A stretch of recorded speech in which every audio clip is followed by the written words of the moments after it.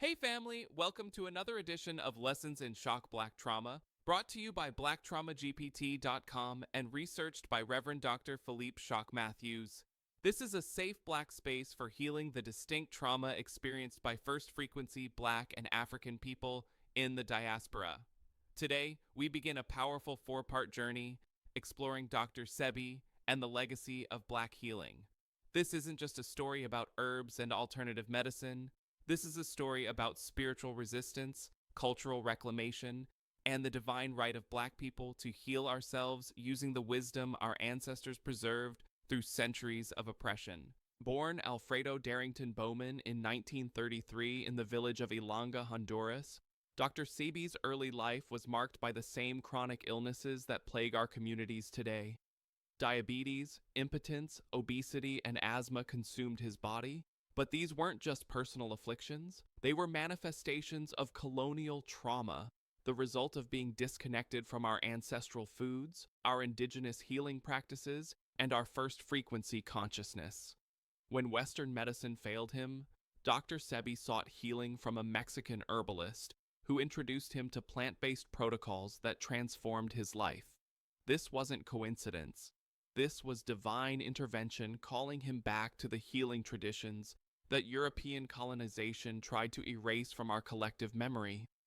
His transformation became his testimony, and his testimony became his ministry. Dr. Sebi didn't just heal himself, he reclaimed something sacred. He spent years studying in Mexico and Central America, learning from indigenous healers who maintained the botanical knowledge our ancestors used for millennia. He understood that the plants weren't just medicine, they were frequencies, vibrations that could restore our bodies to their original divine blueprint. He developed what he called the African biomineral balance, a system rooted in the understanding that disease thrives in acidic environments and that electric foods, living, alkaline, plant-based nutrition could restore the body's natural equilibrium. But let's be clear about what was really happening here. Dr. Sebi was teaching us that healing black trauma requires returning to our first frequency consciousness, rejecting the poisoned foods of second frequency European systems, and reclaiming our connection to the earth. When Dr. Sebi opened his healing practice in the United States, he did something revolutionary.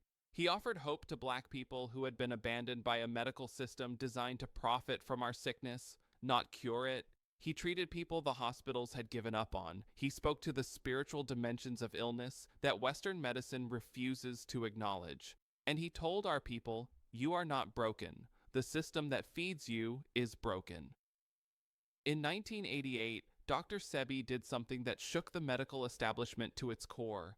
After placing advertisements claiming he could cure AIDS and other diseases, he was charged by New York State with practicing medicine without a license and making fraudulent claims. But here's where the story becomes legendary. Dr. Sebi went to court and presented 77 witnesses, real people with medical documentation, who testified that his protocols had healed them of AIDS, cancer, lupus, and other conditions Western medicine called incurable. The court dismissed all charges. Let that sink in. The system tried to silence him, and he responded with receipts, with witnesses, with transformation. That wasn't just a legal victory, that was spiritual warfare, and our brother won. But victory came with a price.